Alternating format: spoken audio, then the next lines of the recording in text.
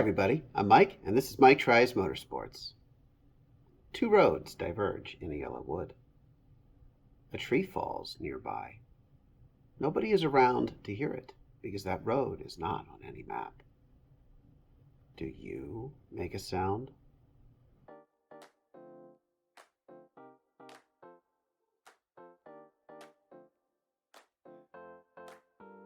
Okay, so it's a few days later. I had to discontinue what I was doing with the diverter valve.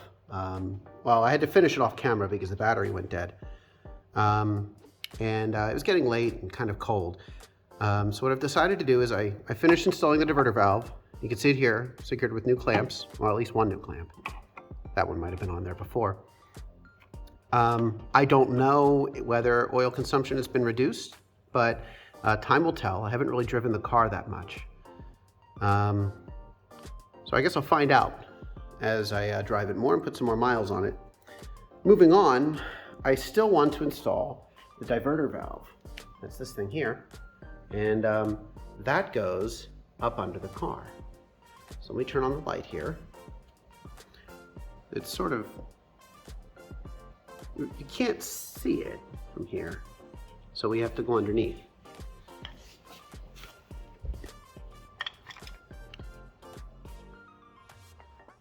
All right, so I'm going to tilt you up, and now we can see it.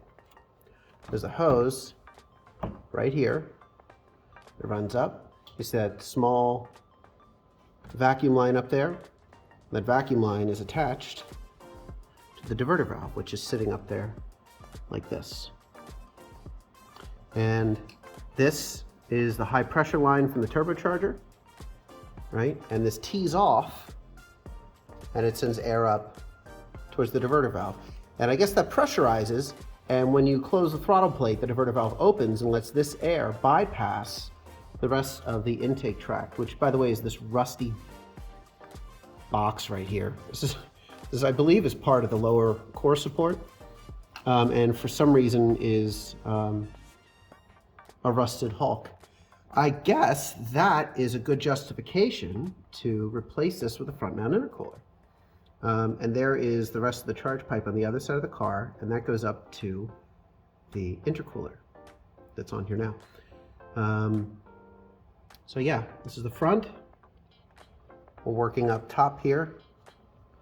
There's the diverter valve. And what I'm going to do is, you can see this clamp right here at the tip of my middle finger. I'm going to stick a screwdriver in there and twist it and break that clamp. The new valve came with new clamps.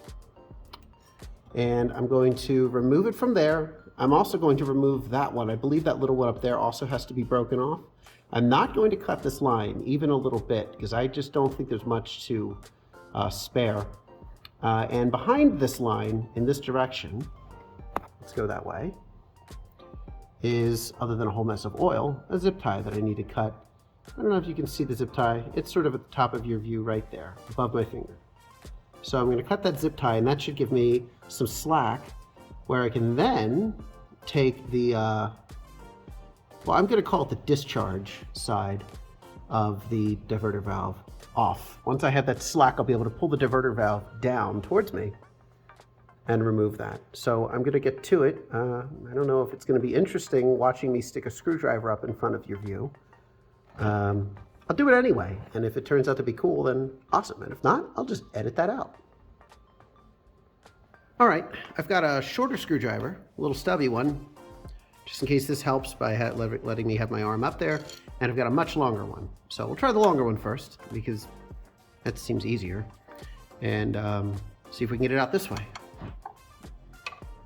I'm going for this top clamp. There's one down here too, but I still need to get this one off up here to get the diverter valve out of this hose.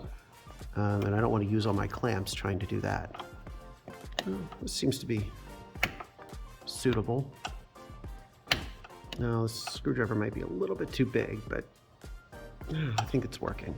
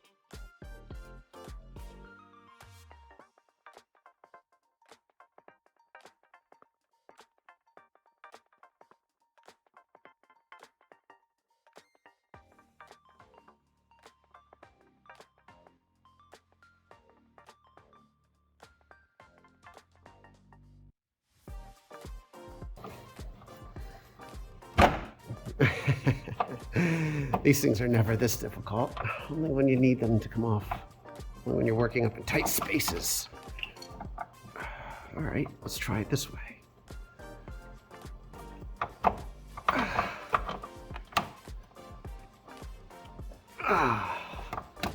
This is kind of tiring. Put my arms up in the air like that. Let's see.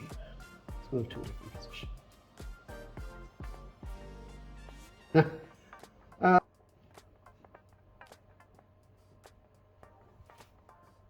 All right, so got them off. If anyone knows what that distinct smell of burning is that you always get when you run a Dremel and cut through something, I'd be curious to know what that is. It's always the same smell. All right, what you see here are the two diverter valves. This is the old one. This is the new one. I'm told that if you push in on the piston on this thing and you cover this with your finger, the piston should stay in. If it comes right back out, oh, look at how much oil is in there. If the piston comes right back out, well, then you've got a blown diverter valve. So let's try that with this one. And if it seems like it kind of messes the thing up, I'm not going to try it with this one. But if it seems harmless, I'll try it with this and see if that's the correct way of diagnosing this thing. That is disgusting. I cannot believe. I wonder if that's the right amount of oil to see in a diverter valve. I'm guessing you shouldn't see oil in there at all. So let's get that out so I don't have to stick my even gloved finger there. There we go, turning away from the camera while I'm talking to you. Probably didn't hear all of that. Anyway, yeah, let's get that out because I don't want to get my gloves even more disgusting than I have to. How about I just wad this up and jam it in there? Yeah, look at that. Oh, you can't. There you are. All right, come on. I'm always curious to see how much paper towel I can stick in there. All right, let's see. All right, now just the other way and it'll expand the paper towel. All right, look at that, still gross. Let's use this. Oh, I can hear it move. Oh yeah, all right, there it goes. Let's see if we can see it. Oh, hello, there you are. Let's push it up.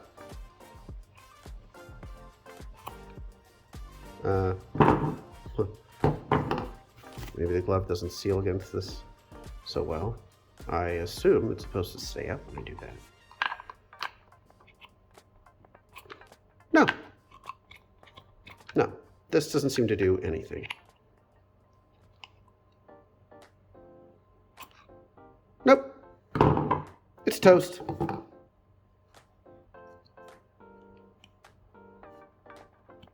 Oh, all right.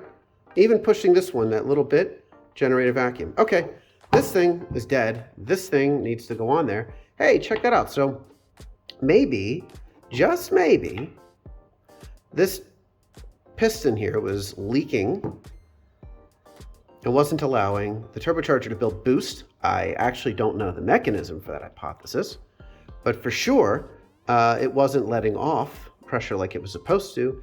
I was getting flutter. Flutter is bad for turbochargers, if you didn't know that.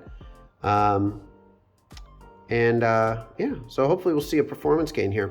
Okay, why is flutter bad, right? So when you are, when you have your throttle plate open, you're letting lots of air and lots of fuel into your engine. You're making lots of heat, and the gases that are combusting inside your combustion chamber are expanding tremendously. And there's a lot of volume and a lot of mass in there.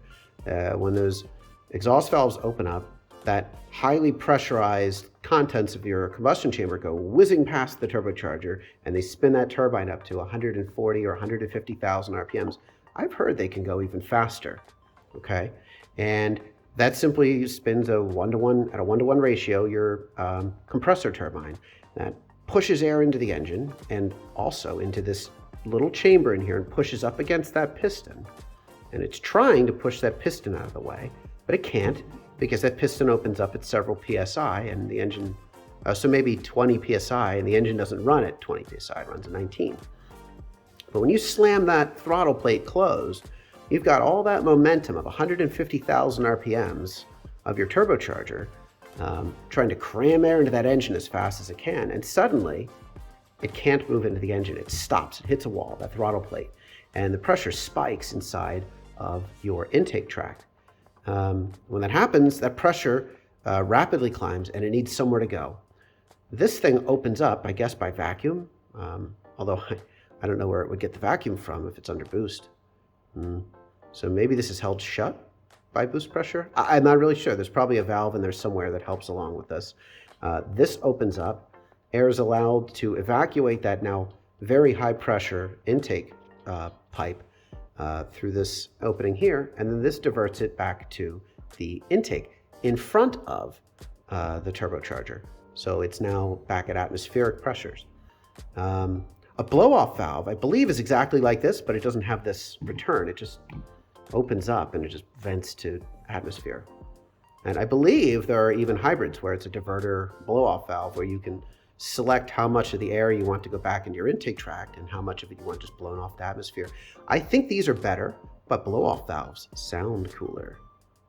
So anyway, take that for what it's worth. I actually don't know if I'm correct about that. Oh, this is perfect. Leave a comment down there. I mean, comments are good. They help me and they help educate people. So leave a comment down there if I got any of this wrong. Who knows? Maybe I got it wrong on purpose, just to encourage you all to converse with each other. Think about that. Okay, yeah, we're back to it. You know what I should do is I should put some oil on these hoses. I'm sure they don't need much. They're probably well oiled already. But it's good to have a little bit of lubricant on there just to make this thing go together a little easier. So I'm going to add some of this 3-in-1 oil. Let's make sure I get this right. This side goes to the turbo. So let's put the return. Let's take this off in the opposite order of removal, because that seemed like it was fine. Ah, right. Clamps. Gee whiz. Gee whiz. Let's not forget those. All right. Clamp number 1 is on. Hey, all right. So far, so good. That was easy.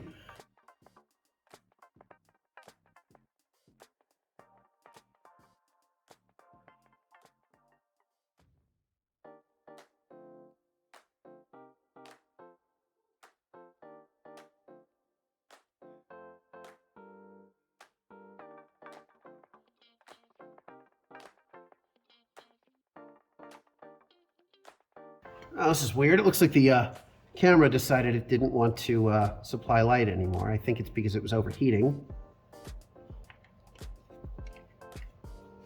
So I will supply the lighting with a headlamp. Hey, that's significantly better anyway. All right, so how am I gonna do this? Push this up, I guess up against that. Can I do that? Yeah, there it goes. And I don't know, little screwdriver? Yeah, this will do.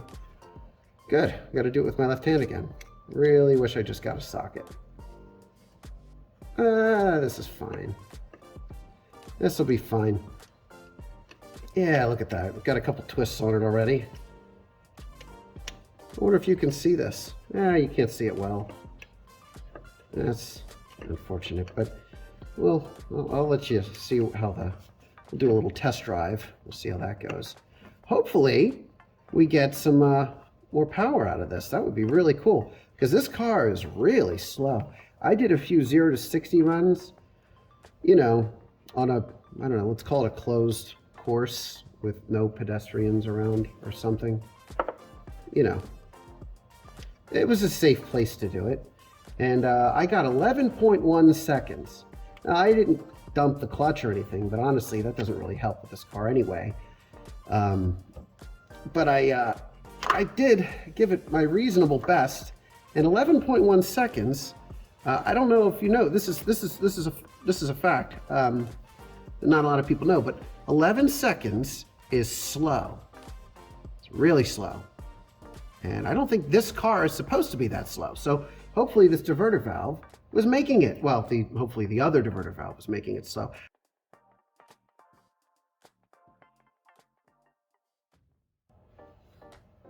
No, I wonder how much of that was recording.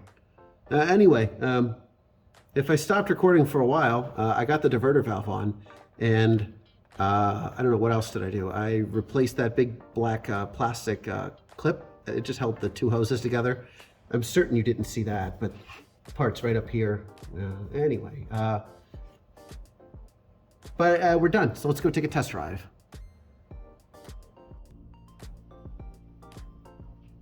Okay, so I did not end up taking the car for a test drive right after filming this. I drove it a number of days later just to work. I didn't film it.